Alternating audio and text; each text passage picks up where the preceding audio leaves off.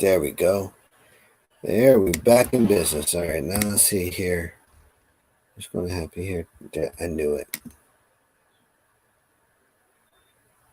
I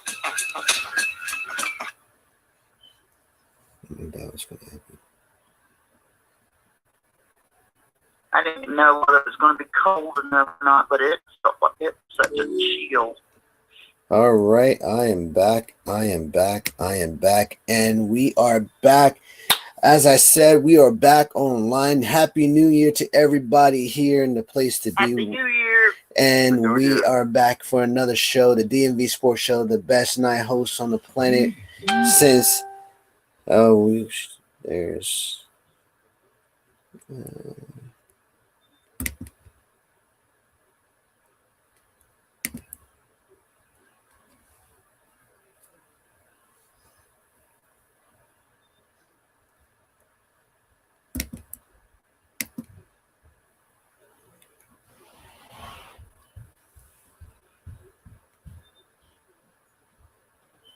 Transcribed. Oh, I know.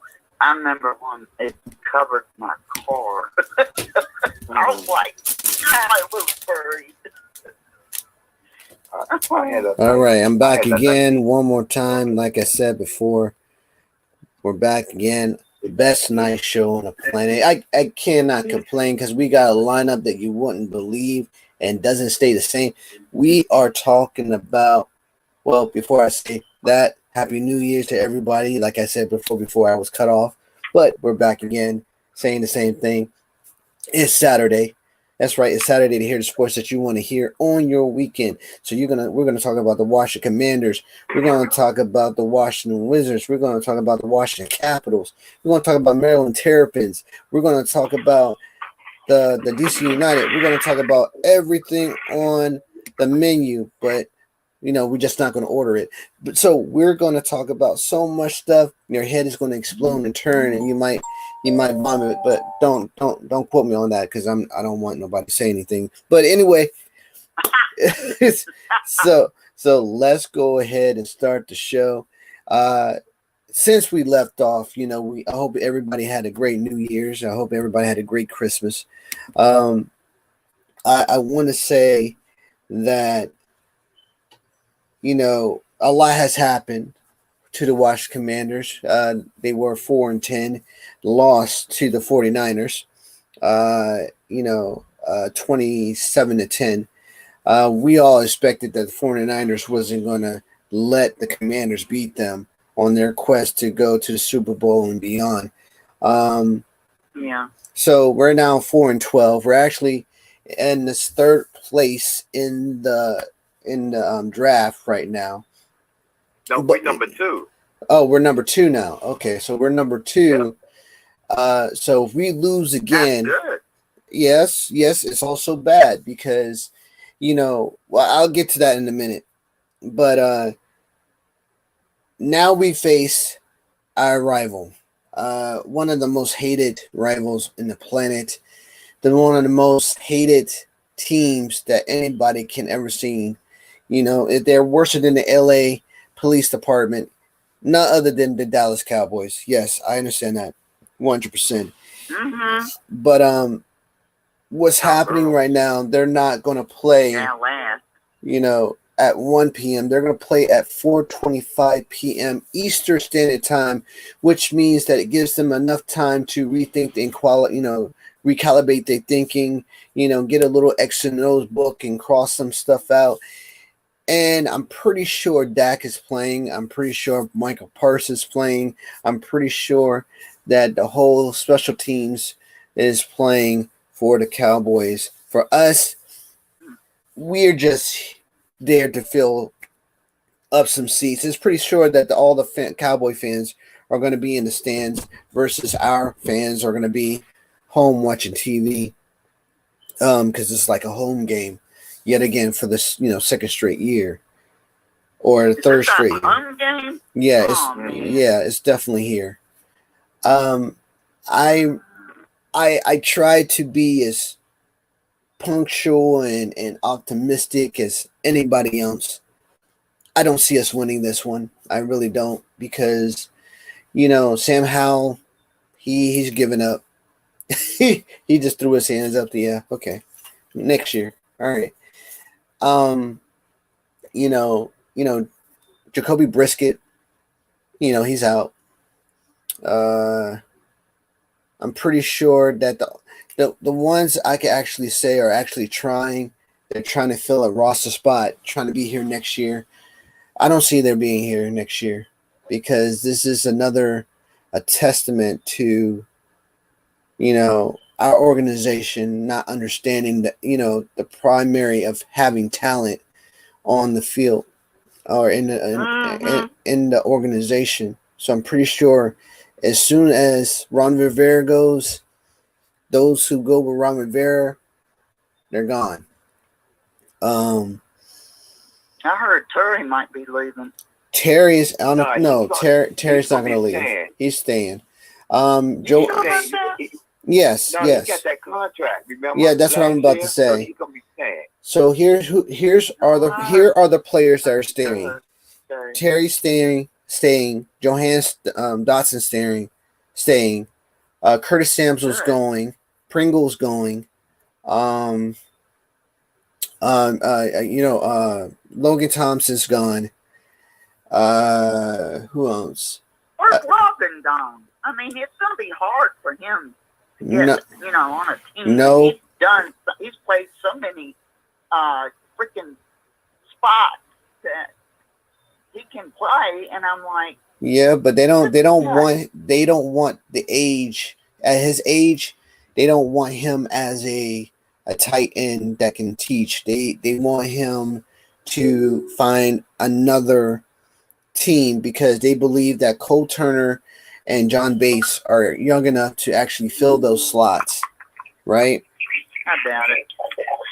I think 1,000% that is accurate. They're not as tall. They're not as big. They can't jump up and get the ball like yeah. Yeah, so I mean, if you look at it like this, if you look at the X's and O's over the years, Logan Thompson, when he first started out, him and McKissick were lethal for this team. This team was off the chain. That's when we were doing the aerosol corral, right? We were perfect. When they switched the offense to Eric Bieniemy's, they wasn't as effective as they were in 2020. So now now you don't have Logan Thompson carrying the offense as you see. You don't have Curtis Samuel running in the backfield as a running back / wide receiver. You don't have Terry breaking a 30-yard gaining no more. You don't see Johan Dotson, diving for a first down. You don't see Antonio Gibson running off for 115 yards. You know why? Because the minimum of the offense is all about throwing into your wide receivers. You don't see that type of running back breaking 10 yards or averaging 6.4 yards per carry as we're supposed to have it average. You don't see that. Why? Because go back and look at when we had Heineke. And Heineke was the guy that took majority of his time to manage the clock, everybody being in the right spot, getting the ball to the wide recievers, and actually managing the team like it's supposed to. We don't have that now. Yeah. We don't have that. That's the problem right there. We have Sam Howell actually trying to do his own mojo thing when he was in college, but it's not working because this is not college. This is the pros for a reason.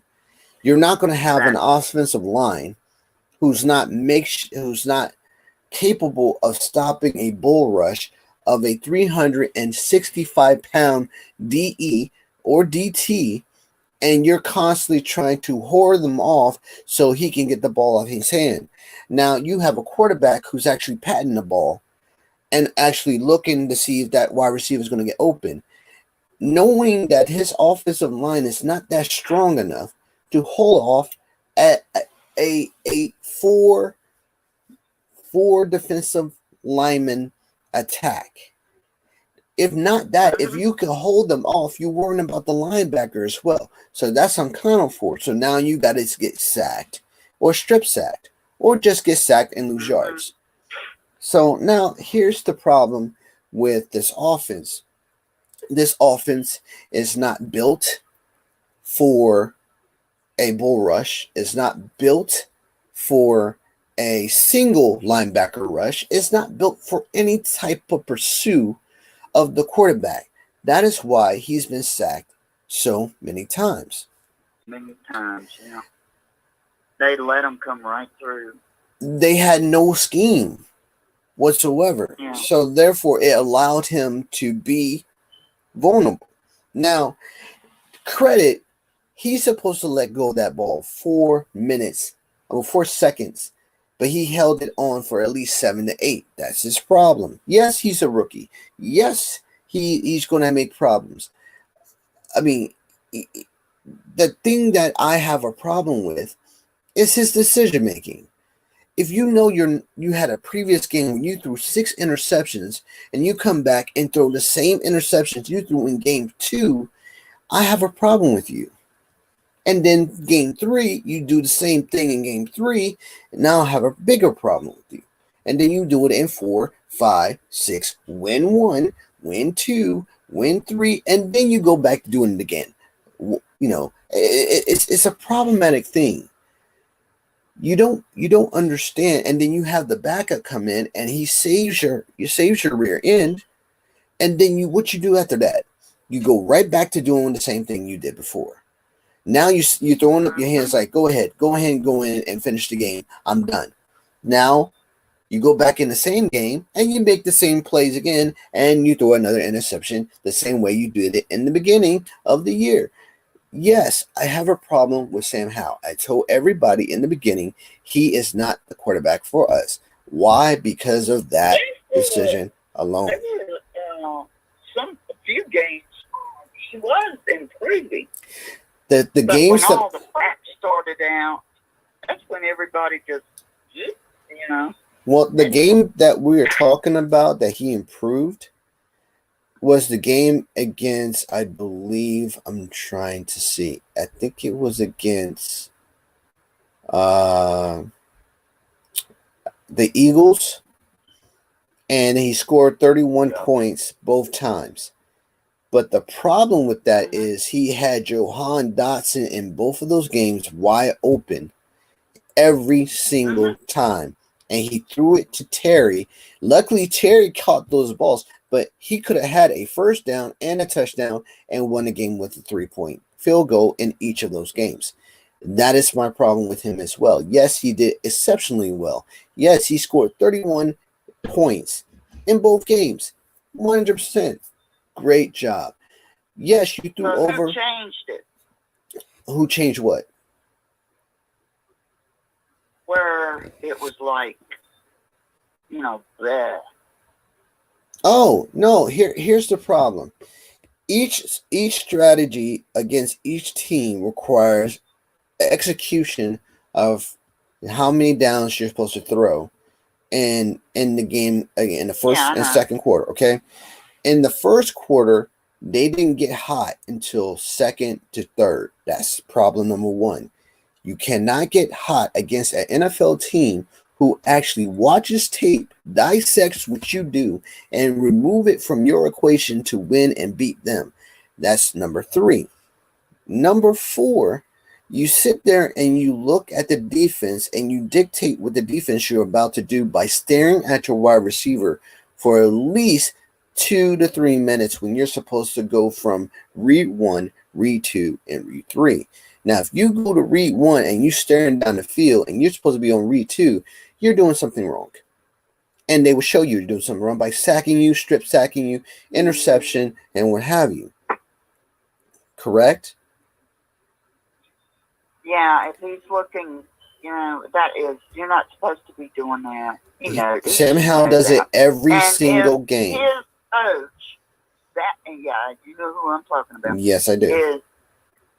He should be telling them, Hey, don't give yourself away. Well, see, that's the thing. He sits down with Eric Bieniemy all the time, and Eric Bieniemy tells him, you gotta go through your progressions. You gotta look from your read and go down. What he does is, see, this is why I like the 49ers progression, right? And this is why I think we should have kept Kyle Shanahan. Kyle Shanahan progression methods is you look down the field first and you check down its last.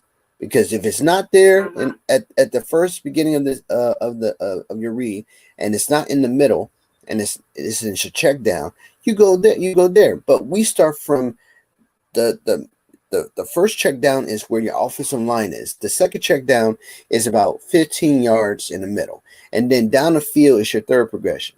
So I have a problem with that, because now you're dictating to your defensive opponent that we're going to throw it down the field if it's not there. Now, he's going to force it because he believes that his playmaker should get the ball, because that's what everybody's telling him. The playmaker has to get the ball first. So what he does, he throws to the playmaker and think his arm strength and his knowledge of where Terry might be is going to zip right between those two defenders. He forgets that these defenders are 7-year veterans. They are 3-year veterans. Yeah. And you don't believe that they're not going to pick that ball and smack the living daylights out of that ball in the air and make it turn sideways and pick six it and go to the touchdown. That's my problem with Sam Howell. Even though he's a rookie, you're supposed to follow the progressions. You're supposed to follow what's open. If somebody why is haven't open, they gone back to the basics? because they believe under Ron Rivera, they believe that this was supposed to be the year we move into the playoffs, right, and go further into the playoffs. No, not when you're starting over. No. Yes, this is it. That's why we got rid of. That's why we got rid of Chase and Montez, because he gambled and figured out, since we're not moving as quickly in his mind into that window, he was saying that we have to win now. He let them go, and that way it gave more concentration on Sam Howell in the offense. But what he did, well, here's another. I'm common sense. No. I told you this. Let me explain. Let me explain, and this is gonna make sense to you why they actually did what they did. If you look at when Jack Del Rio was here, the reason why they let them go is because Chase and Montez did not agree with Jack Del Rio's decision when we were playing Dallas. The game was, and so we were about to win, they were about to gain traction, and what happened was they allowed Dallas to get hot, right? And what happened was the zero blitz was a problem, because they did not like the zero blitz, because the team of the opponent kept blocking every single advance for them to get between the A and B and C gap. Montez kept saying, listen, the same time we do a zero blitz, they get a first down. Why can't we do something different? That's exotic, right? So Jack Del Rio said, don't worry about it. He said, don't worry about it. We're going to continue on doing the zero blitz. They can't stop us. They stopped us. Then Chase goes, okay, I can't get to the quarterback. I don't need to be in coverage. They're going to double team me. Why don't you have somebody come in the A gap and blitz? And then what Jack said was,